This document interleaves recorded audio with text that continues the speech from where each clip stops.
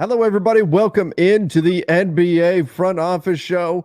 Got some things going on around the NBA that we're going to dive into. Keith Smith still out there in the middle of the ocean. Ron Gutterman jumping in with me today. Ron, how are you doing? Doing great. I really hope Keith's enjoying that vacation. And like we said before, I feel like he picked the right week to do it, right? He did pick the right. It hasn't been a super eventful week in the NBA. We do have some stuff that we need to get into for today, but hasn't been a super eventful week. But Keith made a big deal, and we talked about this on the last show that you were on, Ron. He made a big deal about how he was going to disconnect all this stuff. I told you already last show you were on about how he was texting me the morning he was leaving from the cruise ship Already because he backing wanted out. me to be his basketball lifeline and give him any updates of anything that was going on. Last night, I'm live doing the Lakers Nation podcast, and I get a text from Keith wanting me to tweet out breaking news for him. He's in the middle of the ocean and he's got a contract signing that he wants to report. And the cruise ship, he doesn't have access to Twitter on it. So he needs me to tweet out this breaking news story. I said, Keith, I'll do it. But man, enjoy your vacation. Enjoy your vacation. This is not that deep. He said he bought extra internet to watch the women's national team game. And so he watched that, and I guess he got caught up on some news. Anyway, he had something he needed to put out there. But, Of course. you know, I just see Keith went into his vacation saying, I'm going to disconnect. I know better. I go into my vacation saying it's not going to be pop. I'm going to wind up staying connected one way or another. Yeah, I mean, when you went on a vacation last year, it was like you guys are in charge, but also I'm reachable at all times. It was like, well, that's not much of a vacation, is it? We're going on a vacation in September. We're actually going on a cruise, and my wife was looking at all the different options for the trip. You know, different things, different packages you can get, and all that. Yeah. And she goes, "Okay, I don't want internet. Daughter doesn't want internet. You're going to need the top tier internet, huh?" I went, "Yep." She said, "Okay." Throw me on there, yeah. Just add it on to the bill. All right. Yeah. Speaking of bills, the Boston Celtics. Oh my goodness. Jaylen Brown the other day gets a massive, massive contract extension, 5 years, no options on it, $304 million. Ron, Keith and I have been talking about this a lot, that it's more about the percentage of the cap than the actual number, that prevents sticker shock because the cap is rising and all of that. This is still a lot of money to hear Jaylen Brown's going to be getting $70 million in the last year of this deal. Is this just the way the NBA is going and we need to adjust and get comfortable with this? Or do you think the shock that's out there right now is appropriate? You know, I think it's a little bit appropriate. I think when you think supermax, right, you're thinking, the word super's in there. You're thinking superstars. You're thinking guys that are, the best player on a championship team. I think not that Jaylen Brown can't get there or won't get there.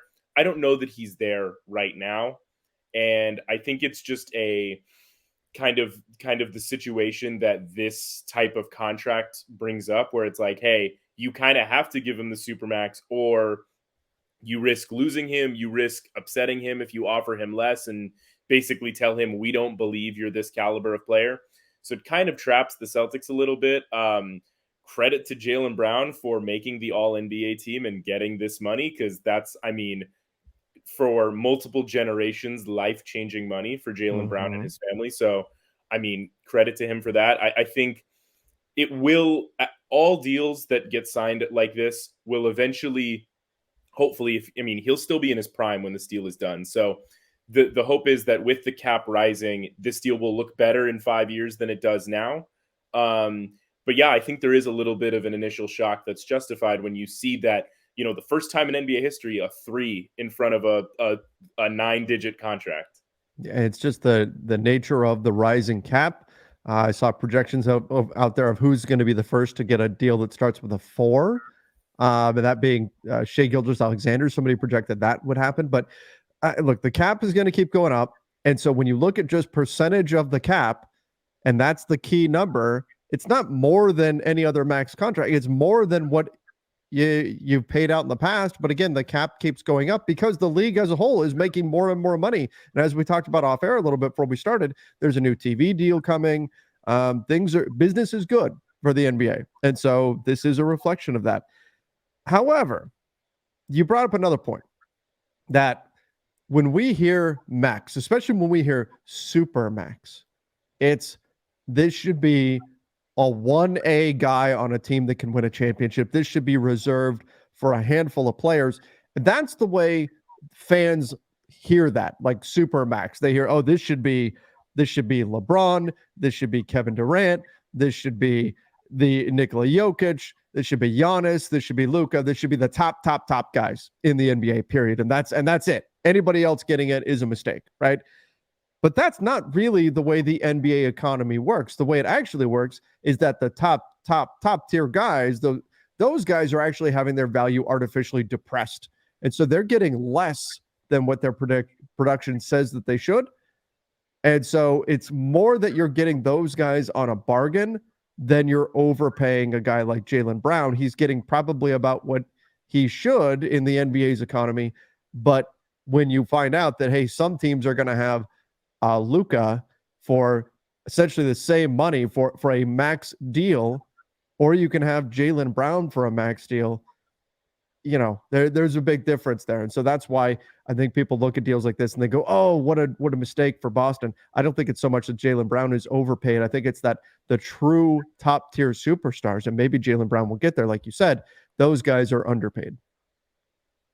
Yeah, and I think it like I said, Boston was kind of put in a tough spot where once Jaylen Brown became eligible for this, they really had no choice but to offer this. And, that's the price of keeping really good basketball players on your team. And, Jaylen Brown's getting a lot of flack for the, no left hand, like those jokes. But like Jaylen Brown's a top, I don't know, 20, 25 player in the NBA. Like he's a really, really great basketball player. And like, if you're talking about the value of contracts, like, is he a max player? I think so.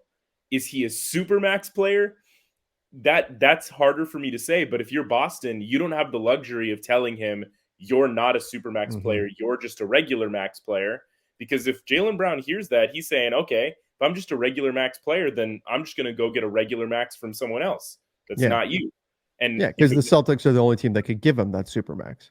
Yeah. And so if the Celtics tell Jaylen Brown straight up, you're not a super max player, you're only a max player, then he has no reason to stick around, because if he's a max player, then he's a max player anywhere. He doesn't need to do that in Boston.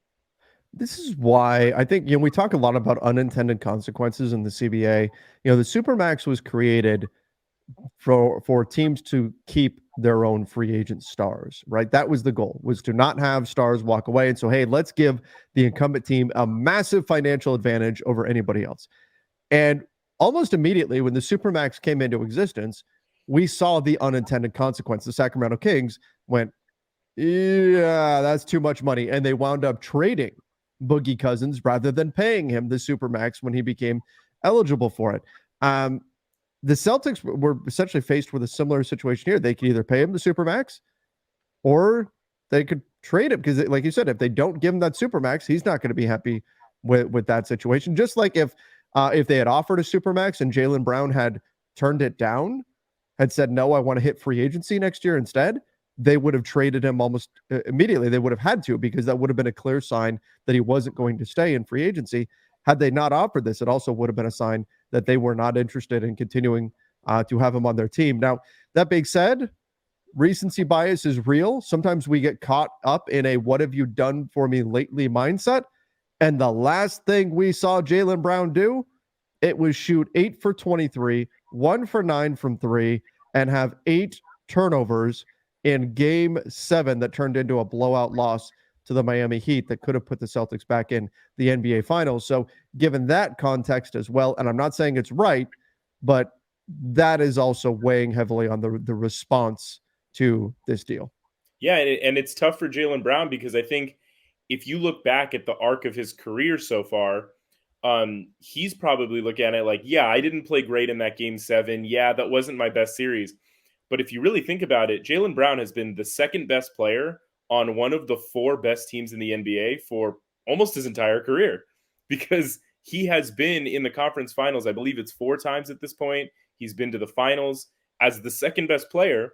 So, I mean, how many guys in the NBA can you realistically say have been the second best player on one of the four best teams in the league for a half decade? There's not a lot of guys that description fits. And so, I think Jaylen Brown is probably not getting the respect he deserves as a player. Again, we can like squabble over max versus supermax. I think the Celtics were left with no choice. I think they did what they had to do to lock up their guy. And now it's just a matter of what can you do outside of Jalen and Jason, who is supermax eligible next year, probably.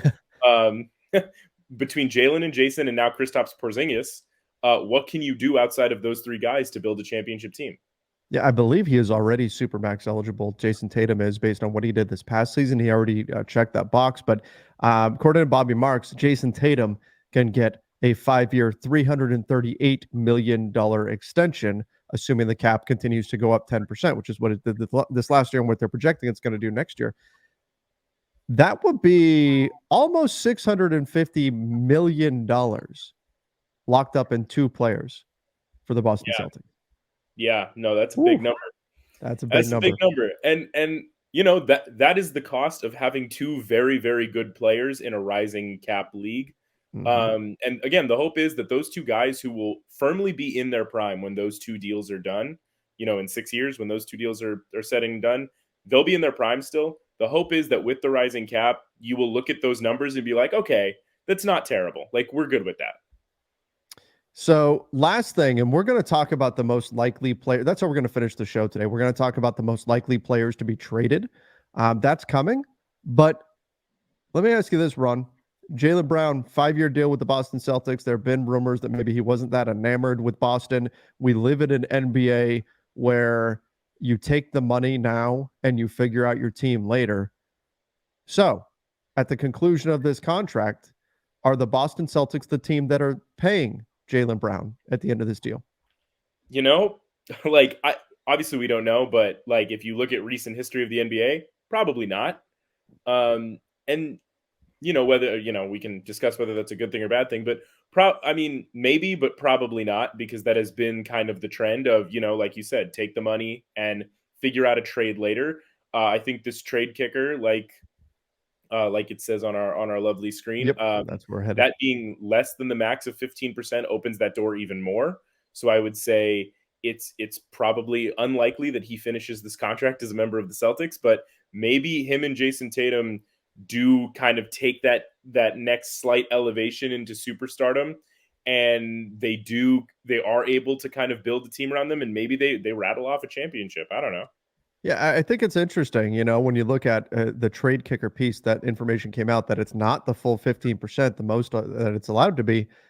Of all the things to negotiate down, if you're Boston, you can't negotiate down off the true supermax number. You don't negotiate in a team option. A player option doesn't get negotiated in either, so you've got that. But the piece that you do get Jaylen Brown to give a little bit of ground on, it's reducing the trade kicker.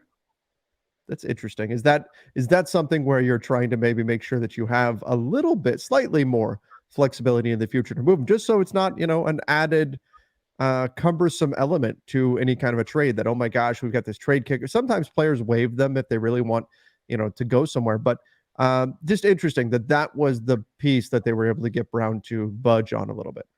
Yeah, it's also possible that the Celtics wanted, probably not, but it's possible that the Celtics wanted to just show everyone like, hey, we didn't give him everything. Okay. We didn't throw the whole kitchen sink at him. We did hold back a little bit on this trade kicker. Right. All right. That's enough on the Celtics for the time being. Let's jump over to a Lakers adjacent story here. The Spurs considered giving Austin Reaves a contract. Contract could have started at about $21 million, according to reports. I can confirm from my own sourcing that indeed it was the Spurs that were the team that were out there to potentially play spoiler with the Lakers and offer Reaves a big contract. Of course, everything that I've also heard is that the Lakers would have matched regardless of what the Spurs offered. And that's part of why the Spurs didn't offer that much money, was because they knew the Lakers would match. Ultimately, a lot of people were surprised, though, that the Spurs didn't, even knowing the Lakers were going to match anything on Austin Reaves, just to mess up the Lakers cap sheet moving forward.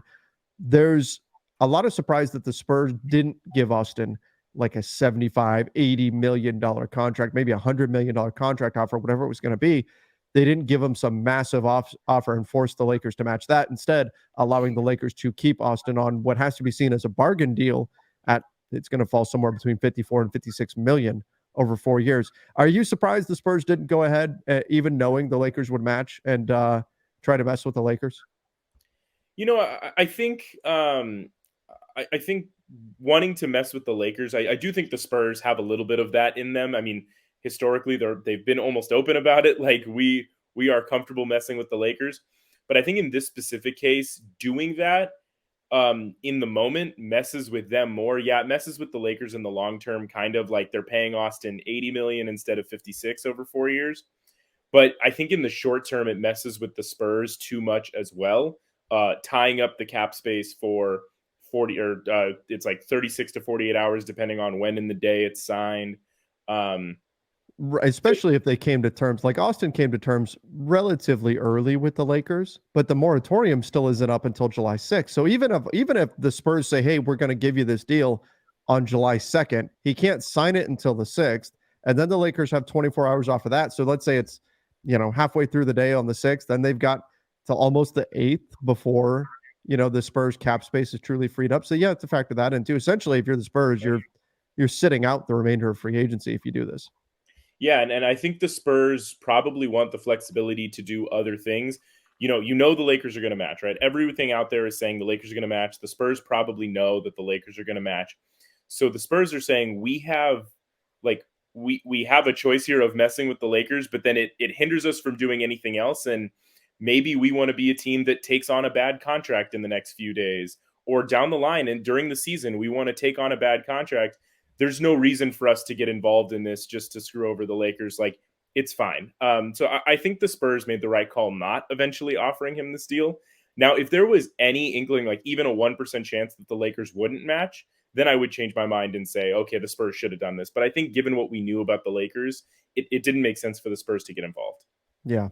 Yeah. I mean, I agree. I still think maybe it was wishful thinking from a lot of teams around the NBA that somebody would mess with the Lakers and that it was going to be the Spurs. The Rockets were a team that was initially out there, but once it became known that they were getting Fred VanVleet, then it was okay that they're not going to be an option anymore. But again, everything we heard for even leading into free agency was it's the Spurs or that's it. It's the Spurs or Boston. That's the way it's going to go for Austin. And ultimately it worked out in the Lakers' favor. Austin still got a massive contract, but for a while there, it looked like maybe the Spurs would come in and mess with them. But I think they just couldn't get their ducks in a row and get things figured out quickly enough. And when it started to look less likely, Austin Reaves wound up just going back to the Lakers and taking the deal they had on the table, which, by the way, of course, the Lakers, you look at all the different things in terms of a trade kicker, player option, all that kind of stuff. Also worth noting in Jaylen Brown's deal as well, he gets paid a big chunk of his money early rather than being on a typical NBA 12-month pay scale. He gets paid on a 6-month pay scale. So he gets more money earlier, which just means, you can invest it. You can earn interest on that money. Austin Reaves got the same thing. Like the Lakers just said, hey, we know this is a bargain of a deal. So what else do you want thrown in? Because anything that's legal under the CBA, you've got it. Any bell and whistle Yeah. that you could ever want, put it in so that we can offer you this the max we can offer you. Yep. Absolutely. Absolutely. All right. Let's finish off the show with this. Who are the players that are most likely to be traded this next season? Ron, you and I have both come up with 3 players, one including one spicy take here. Players that are likely to be traded. So, Ron, why don't you kick things off? Sure. I'll kick things off with Evan Fournier of the New York Knicks. He has 2 years, about 39 million remaining on his deal, but it's a club option, a team option on the second year. So it's really just the 1 year, about 18.5 million. He has been wanting out of New York for a long time. I think there's been kind of mutual interest in a trade, but it hasn't really materialized because, other teams didn't like the contract. There wasn't a good trade out there. But I think there's been mutual interest in this trade happening for probably a year or more now. And I think it's just only a matter of time, especially now that it's effectively an expiring deal. that there will be a taker at some point this season. Evan Fournier, probably is a little overpaid, but he is still a solid shooter. He is, a decent sized guard. So I think there are teams that are gonna eventually just bite the bullet and trade for him and do the expiring contract thing. So yeah, I think he's probably my most likely number one likely to get traded. Yeah, I think that the Knicks have just been waiting to see if there was a bigger deal they could put him in, and hasn't come to fruition yet. But at some point, I think Evan Fournier is going to get traded. So good pick there. I am going to go with. I've got a few different guys I can start with here, but I'm going to say DeAndre Ayton. We've talked about for a while now that look, Ayton wasn't too keen on returning to Phoenix last summer, but winds up doing it anyway when the Suns matched that offer that the Pacers gave him. Now I think look at the Suns roster, and I think they did very well in free agency. I think they did well in terms of their limitations. The guys they were able to add are solid. But I still look at this roster and say, man, the floor is low for Phoenix. The ceiling is super high. This could wind up being a championship team, but the floor is very low. You get an injury to Bradley Beal, you get an injury to Devin Booker, an injury to Kevin Durant, which, I mean, let's face it, some of those things are fairly likely to happen over the course of the season. These are pretty injury-prone players. So that happens, there is not a lot of depth behind those guys. And I think with that being the case, it makes a lot of sense to take DeAndre Ayton, chop him up into 2 or 3 other contracts to serviceable rotation players, guys who are better than veteran minimum players, and build out a little bit of depth around those 3 stars. I think that makes a lot of sense, especially if Frank Vogel can indeed get the best out of him and increase his trade value around the league. I think DeAndre Ayton could very well be playing somewhere else by the trade deadline. Yeah, I think that makes a lot of sense. Splitting it up into multiple contracts, like you said, just to give Phoenix some depth, and also like you said, that relationship mutually has not been good for what feels like a very long time at this point. So yeah, feels inevitable too. All right, who do you have next?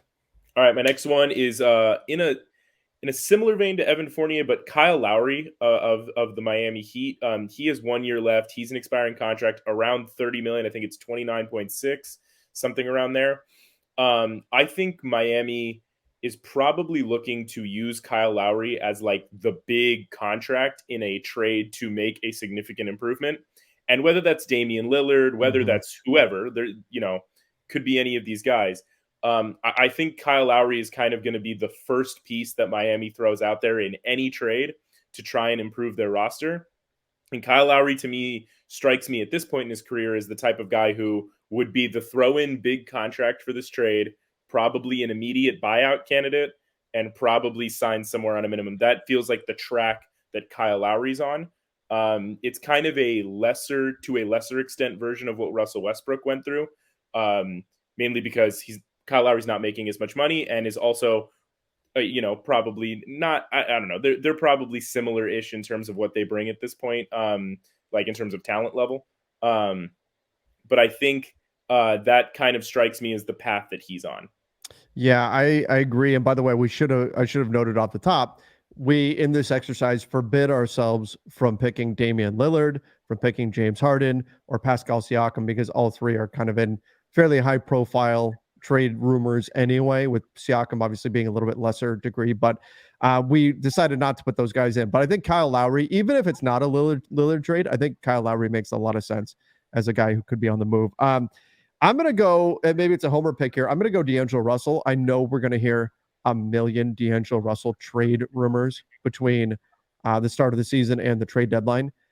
I just look at, I don't think the Lakers signed him specifically to trade him. I think the goal is for everything to work out. But I also look at the way they negotiated that contract and the fact that they negotiated out D'Lo's ability to block a trade, which typically exists under the old CBA. It would exist because the NBA would see him as a 1-year contract. And if you're trading a player on a 1-year contract like this, they would lose their bird rights upon being traded. Because they'd be losing their bird rights, the player then has the ability to say no, to veto a trade, essentially. It's a de facto no trade clause. So the fact that now under the new CBA, you can negotiate that out, and the Lakers took advantage of that, tells me that having the flexibility to move D'Angelo Russell is something that's important to them. for this coming season. Now, D'Lo does have a player option for next summer, so that's something to factor in too. They gave a little bit there, but I think this may wind up becoming a thing where D'Angelo Russell gets moved by the trade deadline, particularly if the Lakers are able to find any kind of major deal. D'Lo's contract, that 17-ish million or so that he's going to make this season, that is going to be an important piece in any kind of trade talks the Lakers are going to get involved in. Yeah, and because the contract is so reasonable for him, like that is very good market value for D'Angelo Russell as a player. I think a lot of teams would be interested in receiving him back. You know, it's not like he's making 28 million. Like there were rumors at one point that he was going to make like 25 to 30. Like if he was making that, it would be harder for teams to talk themselves into him as a positive asset, just like by himself. But now that he's only at 17, I kind of, there's an argument to be made that he's a positive like basketball asset, and I think that's gonna help in trade talks if the Lakers choose to go that route. Obviously, I like you said, I think their goal is to build with him as the starting point guard. For sure. All right, let's get to your spicy take. I'm going across the hall for this one, and I'm saying Paul George of the Los Angeles Clippers. Ooh. I think Paul George, he is extension eligible this season, similar to Anthony Davis, for those familiar with his situation. But unlike Anthony Davis, I think Paul George is a little less likely to receive that maximum contract extension that I think the Lakers may give Anthony Davis. It seems like the rumors are heading that way, that the Lakers are going to give Anthony Davis that contract. I don't know that the Clippers are giving Paul George that contract. And if they don't, he now has 2 years, $95 million remaining on his contract. Player option on that second year, and it may be time for the Clippers to look into trading him. Clearly, the Paul George, Kawhi Leonard experiment at its peak was championship caliber basketball, but we saw that peak for maybe 35 games over the course of the last 4 seasons. And so clearly, I think the Clippers have to come to a realization that maybe this didn't work out. And if they don't give him that contract extension, I could see very quickly him becoming a trade piece, because look, even though with the availability issues and some of the playoff issues we've seen from Paul George in the past, he's still an elite player. And a lot of teams would want him as a piece. So I could see that materializing pretty quickly if they don't give him that contract extension. Yeah, absolutely. That's going to be, it's, despite it being called the most underreported story of the summer, like the biggest thing that, like, if this was happening with the Lakers, oh, we'd be hearing a ton about the Kawhi Leonard, Paul George contract extension thing. And I've had multiple media members have called this like the most underreported story. And you know how you get to a point where, like, if a player gets called underrated for long enough, eventually it flips and they become overrated. They're overrated, yeah. Yeah. It's like we're trying to make that happen with this story, and it's just not happening. Like, people just aren't paying enough attention to this. So what happens with the contract extension talks with Paul George and Kawhi Leonard? It's going to be very important, and it's possible that's a path that we wind up heading down as a Paul George trade, or maybe Kawhi. I don't know. We'll see. Yeah. All right, I'm going to finish things off. My spicy pick here. I'm going to say Trae Young. Trae Young. There's been enough. I know, right? There's been enough.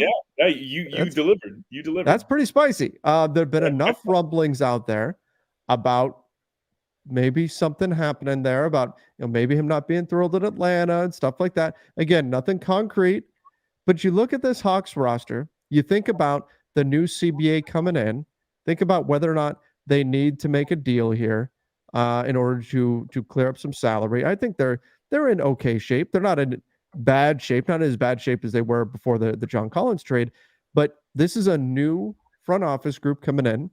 This is not the group that drafted Trae Young. And so you got to wonder, if the right deal comes along, they could truly get the haul of assets they'd be looking for.